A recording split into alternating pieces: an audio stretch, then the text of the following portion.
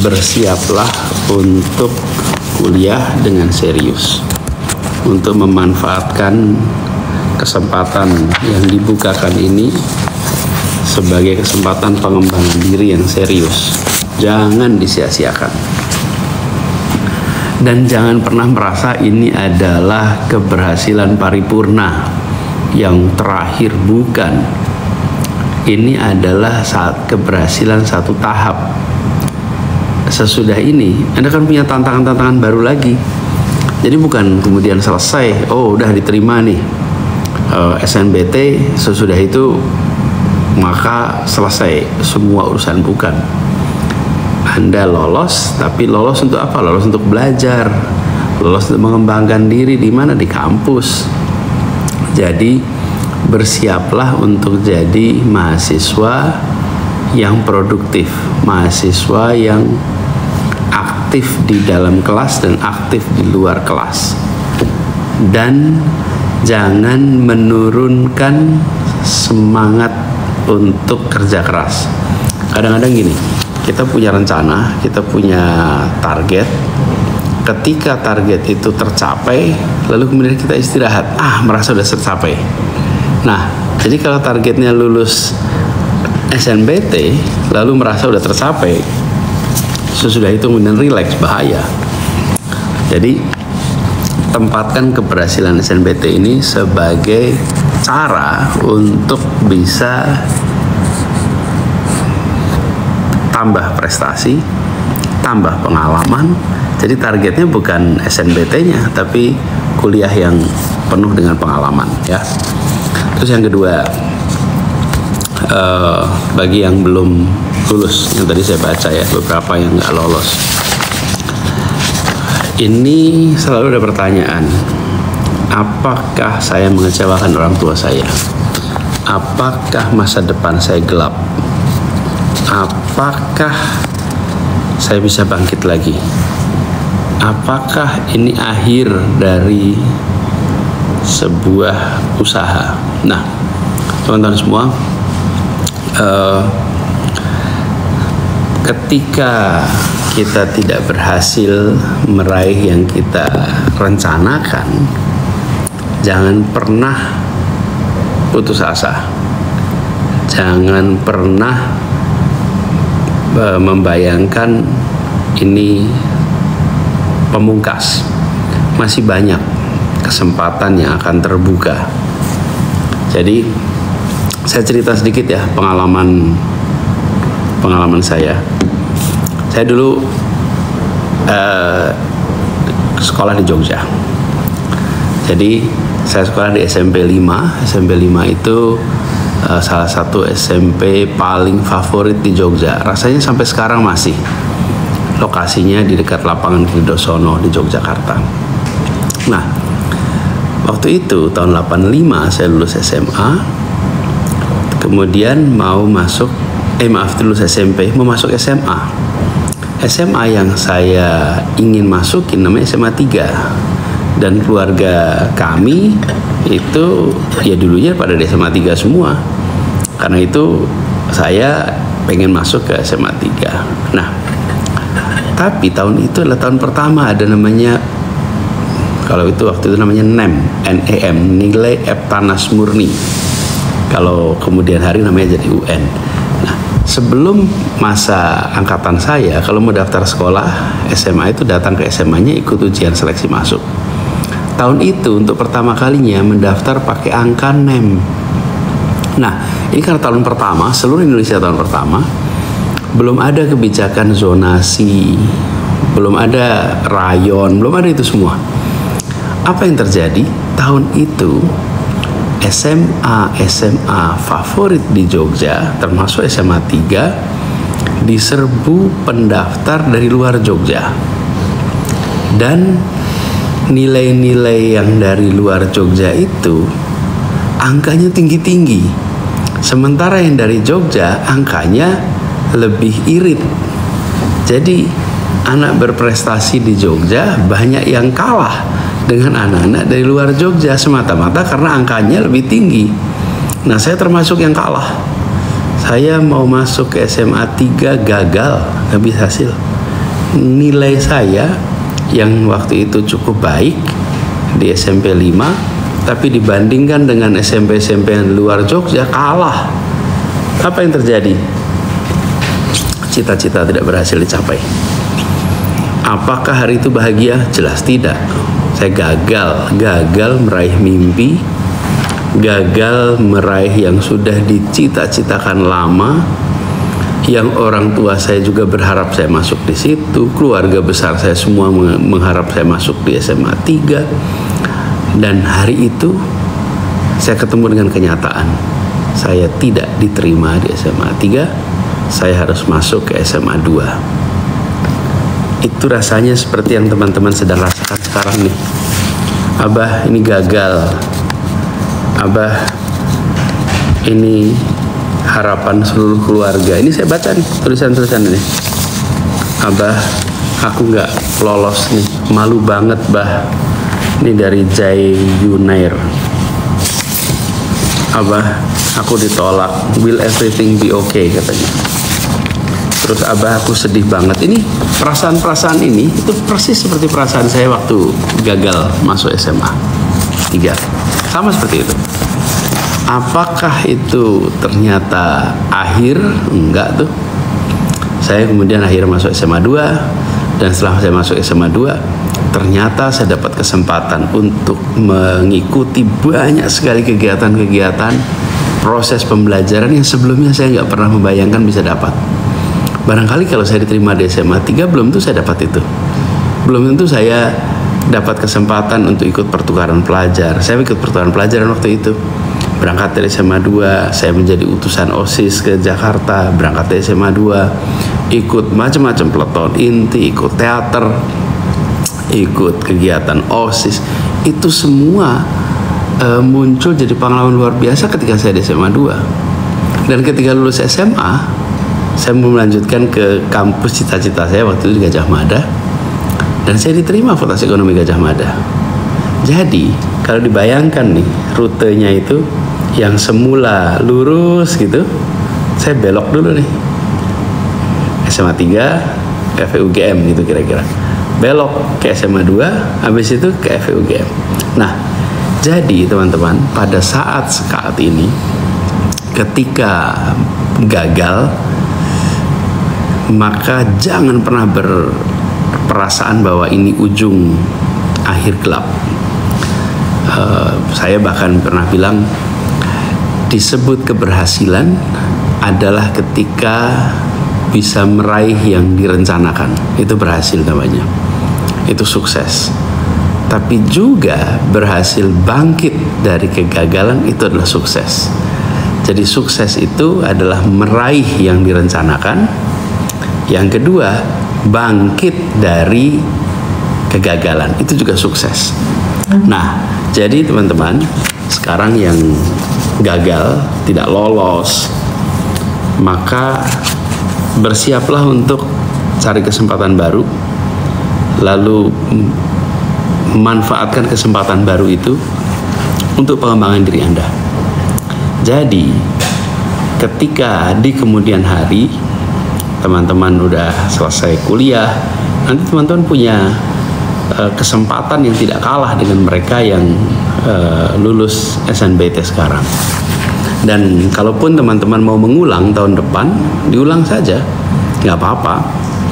Ini kelihatannya kayak ketinggalan setahun. Ya, ketinggalan setahun itu kalau pas usia 18, 19 rasanya kayak waduh jauh sekali. Tapi nanti teman-teman, sesudah teman-teman itu berkarir, perbedaan masuk 1 tahun itu nggak terasa kok. Kalau dari tempat kerja nggak ada yang tanya dulu masuknya terlambat setahun apa tidak.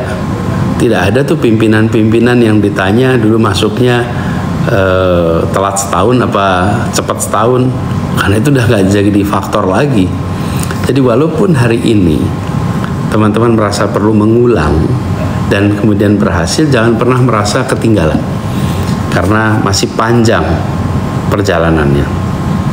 Nah, itu yang saya rasa boleh saya bagikan ya di sini. Terus saya juga ingin sampaikan buat teman-teman semua, ketika nanti teman-teman mulai kuliah, mulai itu aktiflah dimanapun. IP yang tinggi akan mengantarkan Anda pada panggilan wawancara. Tapi di ruang wawancara yang menentukan adalah kepemimpinan, kemampuan komunikasi, kemampuan berpikir sistematis, kemampuan berpikir kritis, kemampuan berpikir analitis, kemampuan untuk mengurai masalah. Itu yang menentukan saat di ruang wawancara. Jangan pernah menganggap bahwa IP yang tinggi adalah segala-galanya. IP yang tinggi itu penting. Tanpa IP yang baik, maka nggak dipanggil wawancara. Tapi kalau hanya dengan IP yang tinggi, bisa jadi hanya berhenti di ruang wawancara. Your high GPA will get you a job interview, but it's your leadership that get you the job. It's your critical thinking that gets you the job. It's your systematic thinking that get you the job and get you the bright future. Jadi masa depan yang cerah adalah kombinasi. Tapi jangan juga kemudian berkesimpulan, oh ya udah kalau gitu IP saya rendah-rendah aja ya. Kalau IP-nya rendah dipanggil wawancara pun tidak gitu. Jadi teman-teman sekalian, pesan ini bagian dari pengalaman ketika masa-masa kuliah dulu. Nah, kegiatan yang bisa diikutin kuliah apa saja. Jadi buat yang lulus SNBT maupun yang tidak, yang lagi kuliah, ambil aja kegiatan apapun. Yang penting sesuai dengan minat yang teman-teman miliki.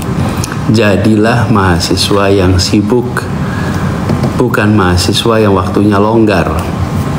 Saya bahkan pernah bilang begini, kalau kita mau menilai atau memprediksi bagaimana seseorang di masa depan pada saat dia sedang kuliah, seorang mahasiswa ini kira-kira masa depannya gimana ya? Maka lihat aja, dia mahasiswa yang waktunya longgar atau mahasiswa yang waktunya sibuk. Kalau waktunya itu penuh dengan kegiatan A, B, C, D, termasuk kuliah, nah ini ciri-ciri orang yang produktif.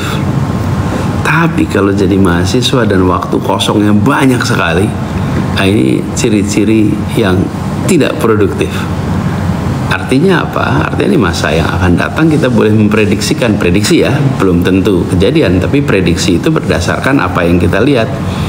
Maka mereka yang pada masa mahasiswanya sibuk, mereka yang pada mahasiswanya itu produktif, insya Allah di kemudian hari juga mereka akan produktif. Dan itu artinya akan banyak karyanya, akan banyak prestasinya, akan banyak capaian-capaiannya. Nah, kemudian ini ada pertanyaan nih. Misalnya produktif. Ketika sambil kuliah, teman-teman aktif. Aktif di mana? Ruang kelas, luar kelas. Di ruang kelas aktif. Semua tugas dikerjakan dengan benar, ikut diskusi di dalam kelas. Di luar kelas, ikut ekstrakurikuler, ikut organisasi. Kalau bisa punya peluang usaha, bisa mulai usaha, bisa mulai kegiatan entrepreneur, bisa mulai macam-macam tuh. Jadi di luar kelas begitu. Ini pengalaman pribadi ya. Saya ketika kuliah berapa kali ditanya, Mas ambil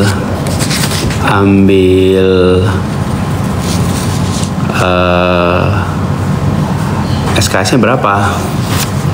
Terus saya jawab 24 SKS. Nah, untuk 24 SKS itu apa sih artinya? Artinya begini, 18 SKS di dalam kelas, 6 SKS di luar kelas. Jadi tetap ya, saya ambil 24, tapi 18 di dalam, 6 di luar. Jadi, saya memang pilih untuk mengurangi SKS per semester supaya saya punya waktu untuk aktif. Konsekuensinya masa kuliah saya lebih panjang daripada mereka yang SKS dalam kelasnya 24, karena saya ambilnya 18. Tapi kekayaan pengalaman selama masa kuliah rasanya nggak kalah. Jadi ini yang saya sering sampaikan pada teman-teman yang sedang kuliah, memanfaatkan masa kuliah untuk pengembangan diri.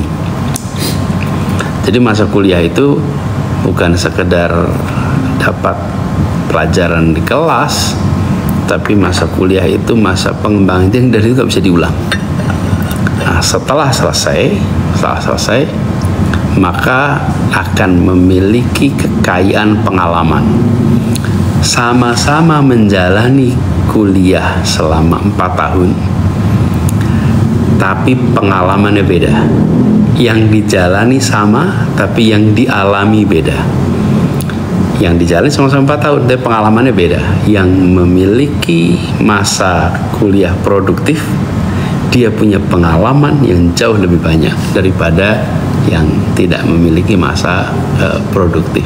Jadi buat teman-teman yang sekarang sedang kuliah, lagi-lagi teman-teman lolos SNMPTN maupun tidak, mudah-mudahan masih bisa kuliah, manfaatkan itu. Dan nantinya, ini pengalaman saya kalau melakukan rekrutmen, saya wawancara sarjana-sarjana yang baru lulus, maka sebenarnya udah nggak ditanya lagi tuh nama universitasnya, nama bahkan bidangnya, kadang-kadang nggak ditanya lagi. Yang dilihat adalah orangnya. Nih, saya punya pengalaman. Saya wawancara satu orang sarjana relatif muda, lalu ketika saya lihat CV-nya, dia adalah atlet renang, kegiatannya atlet renang. Begitu kegiatan renang, apa sih artinya? Ini anak memiliki kemampuan untuk self-disiplin, untuk bisa menjadi atlet renang sampai tingkat PON. Itu artinya dia sanggup bangun sangat pagi, karena seringkali harus ke kolam renang subuh. Dia harus selesai latihan sebelum masuk kelas. Itu dia berarti harus bangun setiap hari sebelum subuh, lalu berangkat ke tempat kolam renangnya, latihan di sana sampai jam 6:30-7 pagi, baru kemudian ke sekolah. Dan kemudian sorenya dia harus latihan lagi. Nah, ini sudah langsung membuat saya melihat, ini menarik nih. Ini anak memiliki kemampuan self-disiplin yang tinggi.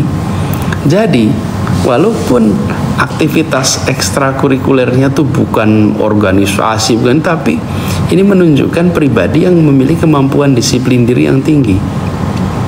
Saya pernah wawancara satu orang taekwondo dan 3.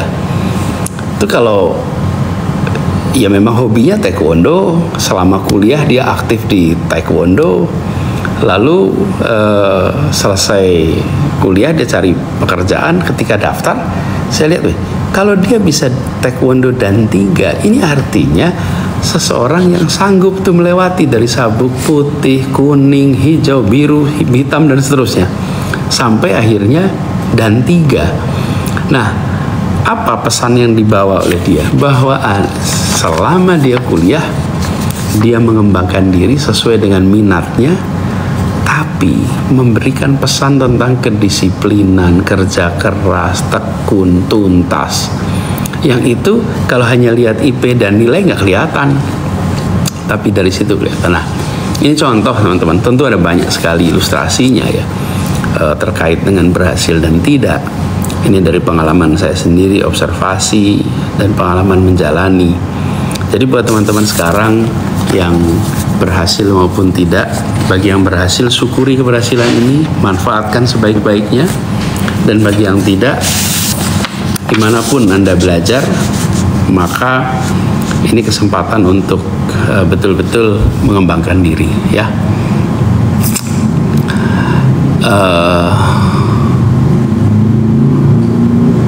Apa nih? Apeng. kemejanya etalase berapa, bah? Iya, dulu saya nggak paham nih etalase berapa. Sekarang sih udah tahu nih etalasenya apa nih ya. Nggak pakai etalase. Ini kok banyak yang tanya cek kodam apa ya? Apa sih maksudnya nih? Kok ada yang bilang, banyak sekali yang bilang cek kodam, cek kodam. Apa sih artinya cek kodam itu?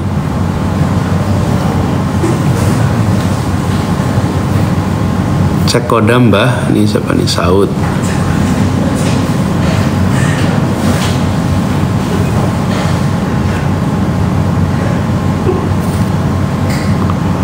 Banyak ya.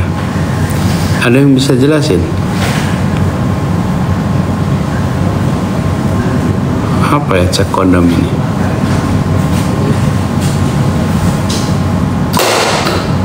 Kodam aku apa, Pak? Apa ya? Saya juga nggak tahu ini cek kodam apa. Aduh. Saya awalnya tadi mengira ini salah ketik ini. Kodam itu lagi viral. Apa nih? Kodam itu lagi viral. Kirain tadi live cek kodam. Apa ini? Lagi tren aja, bah, cek kodam. Halo, tapi apa artinya kodam? Kodam itu kayaknya pelindung dari leluhur. Ini serius bener. Abah abaikan saja yang komen cek kodam. Ini ada yang bilang cek kodam, ada yang bilang abaikan, tapi apa maksudnya kodam itu? Anybody wants to help? Ini juga nih Yen, banyak yang live cek kodam.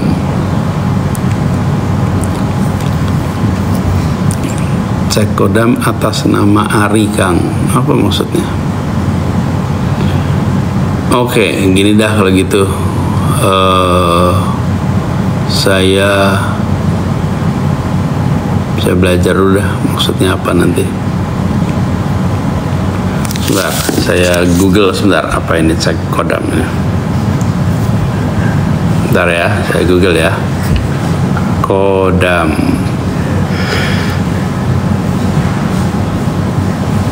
Game cek kodam lagi viral di medsos. Ini cara mainnya.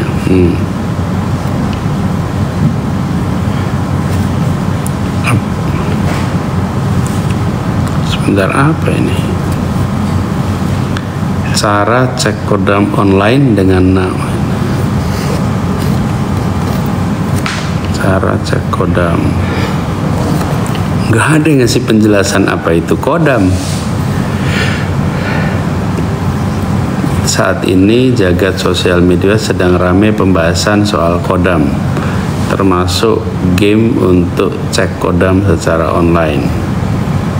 Nah, dia, apa itu kodam? Ini malah terjemahan kamus bahasa Arab Indonesia. Ya, emang iya, khadam itu artinya pembantu. Tapi kalau kodam,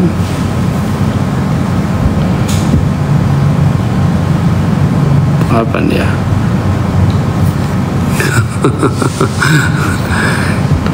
Ini sebentar, nggak ada yang ngasih penjelasan. Saya juga ngecek di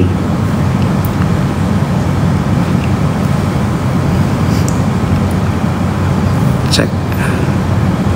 Kenapa ya nggak ada yang ngasih penjelasan apa itu definisi khodam?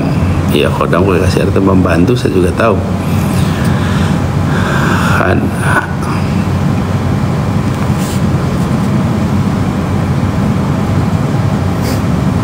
Meme, oh game cek khodam.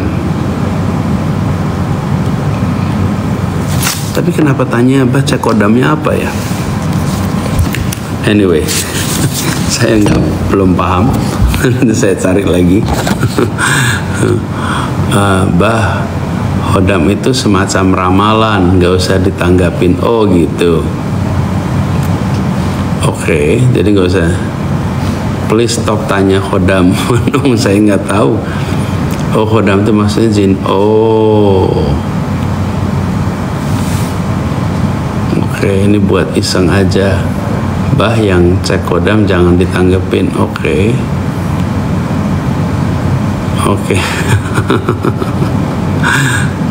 Oh, khodam itu arti. Oh, ini ya. Oh, maksudnya itu. Oke. Jin jin pendamping. Dari zaman dulu kita sering dengar itu soal khodam. Punya nggak khodam? Oke. Fakultasnya lain yang soal itu. Oh ya, teman-teman, pengen foto bareng Abah boleh. Kapan mau mampir? Ini Ramli Antoni. Bah, aku Ataya hari ini ulang tahun, boleh minta doanya nggak? Boleh. Ataya, selamat ulang tahun, semoga sehat, semua yang direncanakan insya Allah bisa terlampaui, bukan hanya tercapai, dan semoga selalu dalam keberkahannya ya. Abah belum tidur? Belum, ini kan masih ngobrol sekarang di sini.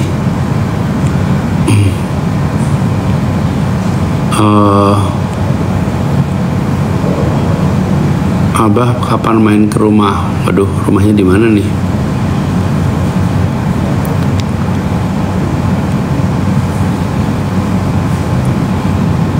Oke, Abah tanggapan apa nih?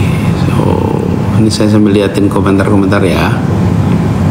Bah sehari baca buku berapa halaman? Tergantung. Ada waktu yang kosong saya baca panjang. Cuman waktu masa sekolah bacanya banyak. Kalau sekarang enggak.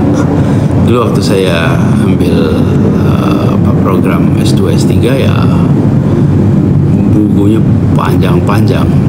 Seminggu bisa ratusan, bahkan bisa 1000 halaman lebih.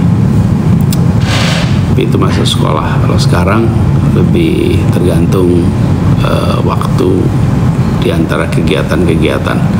Tapi di mobil saya bawa buku. Jadi kalau pas lagi longgar saya baca. Kalau di perjalanan juga gitu.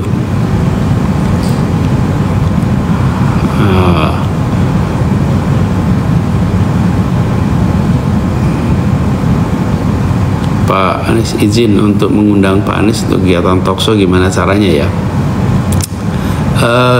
Bisa pakai email. Nanti lihat tuh di akun saya ada alamat emailnya buat kalau mau kirim.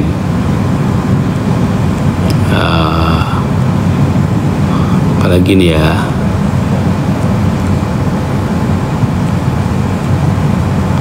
Bah, mau tahu sejarah VOC Jalan Mataram dong? Ya banyak tuh di sana. Nanti kalau saya ceritain saya jadi guru pelajaran sejarah di sini. Cari aja deh di website, banyak tuh ceritanya. Bah, saya teman basket Kaisar. Good. Mudah-mudahan terus bisa latihan bareng-bareng ya Kaisar. Abah udah nonton Lafran? Udah, minggu kemarin saya nonton.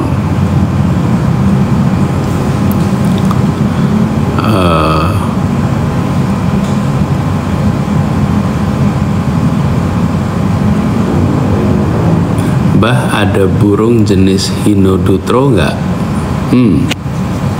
Maksudnya apa nih? Saya nggak bisa jawab nih.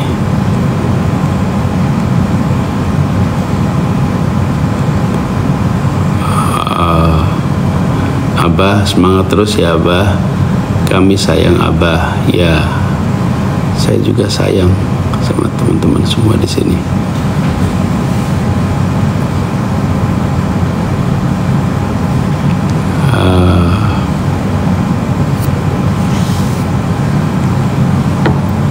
Abah besok ada agenda apa? Ada lumayan banyak agenda saya. Ada beberapa pertemuan semua ikazain.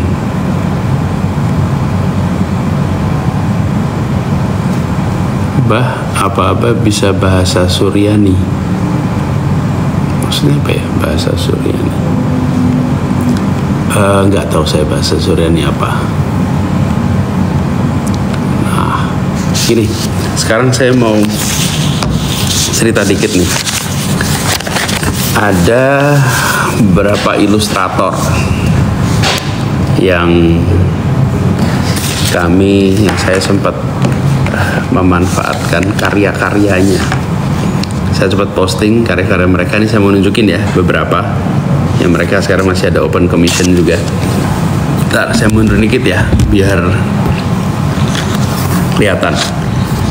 Ini saya liatin ya semua di sini ya. Nah, gitu. Ini ilustrasi oleh IG-nya Arteiska. Arteiska ini bikinan dia, keren ya. Kita pakai kemarin. Terus ada 5 dulu nih yang saya tunjukin. Terus juga ini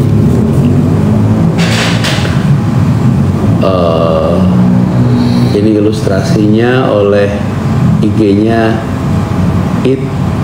Sayesa.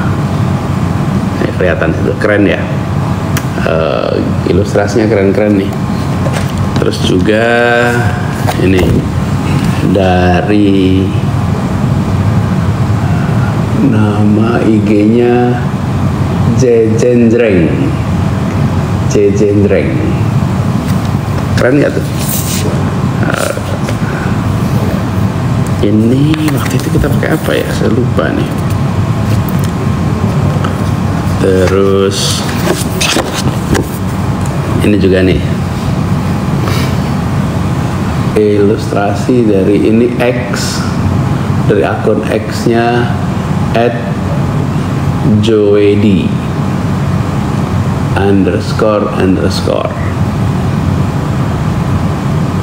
Ini keren-keren nih. Terus nah ini dia nih. Ini akunnya akun X Tigrok. Nah, mereka ini open commission. Jadi buat teman-teman yang berminat juga, yuk manfaatin. Kita kepengen lebih banyak lagi karya-karya dari teman-teman yang bisa kita dukung sama-sama. Kita kepengen agar karya manusia beneran, bukan karya mesin, yang kita dukung sama-sama. Biar kreativitas kita tumbuh dan kreativitasnya dapat reward.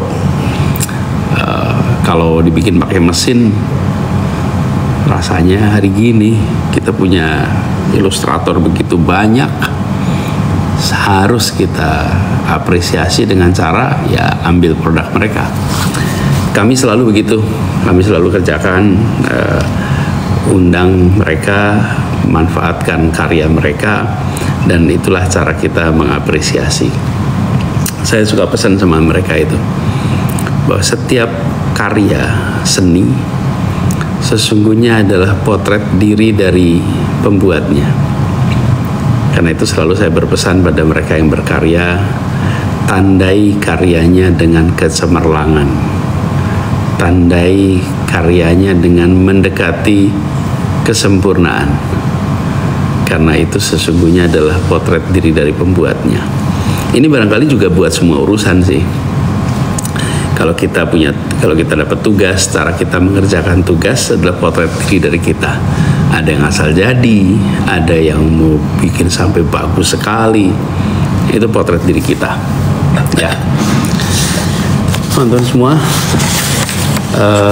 terima kasih yang sudah ikut join di sini.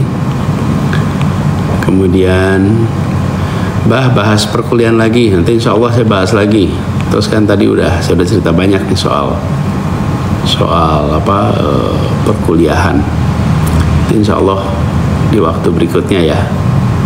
Kemudian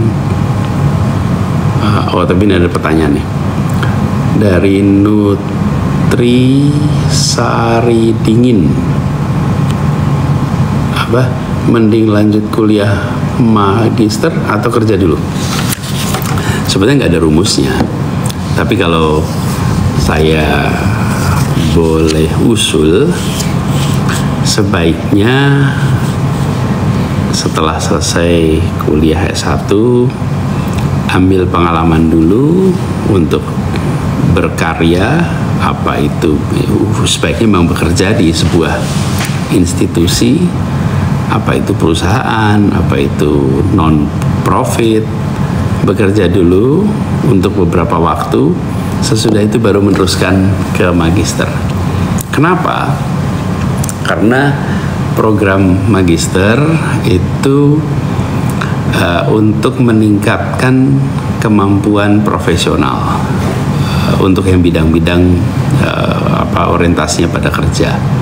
Jadi misalnya magister bidang bisnis, magister bidang public policy, magister yang orientasinya pada praktis. Nah, kalau sudah punya pengalaman kerja, maka pada saat kuliah magister dia bawa pengalaman kuliah S1-nya dan pengalaman kerjanya ke dalam proses belajar magister, sehingga proses belajar lebih kaya. Tapi kalau dari S1 langsung ke S2, maka dia tidak punya kekayaan pengalaman kerja. Karena itu kalau saya boleh usul, kerja dulu terus baru meneruskan.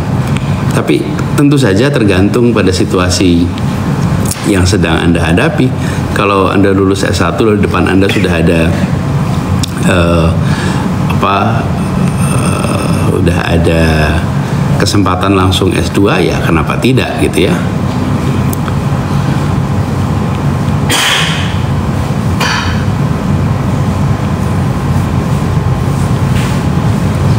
Abah, besok aku seminar dari MIT, doain ya. Ya, insya Allah saya doain.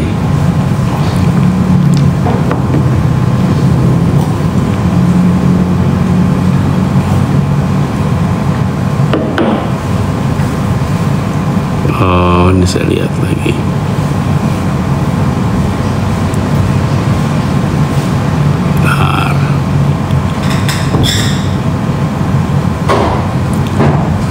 Dari DAP, quote singkat, padat, jelas dong, Bah. Oke. Kerja keras, tuntas. Apalagi nih, salam dari Kuningan, salam balik ya buat teman-teman. Oke, teman-teman sekalian, terima kasih yang sudah ikut malam ini bareng-bareng. Jaga stamina fisik, stamina moral, stamina intelektual. Insya Allah semuanya selalu sehat. Terima kasih udah bergabung bersama. Insya Allah kita jumpa lagi. Insya Allah kita nanti ngobrol lagi di waktu yang akan datang ya. Salam buat keluarga, salam buat tetangga, salam buat semua yang ikut beraktivitas dengan teman-teman semua. Makasih buat semua. Selamat malam, salam hangat. Assalamualaikum warahmatullahi wabarakatuh.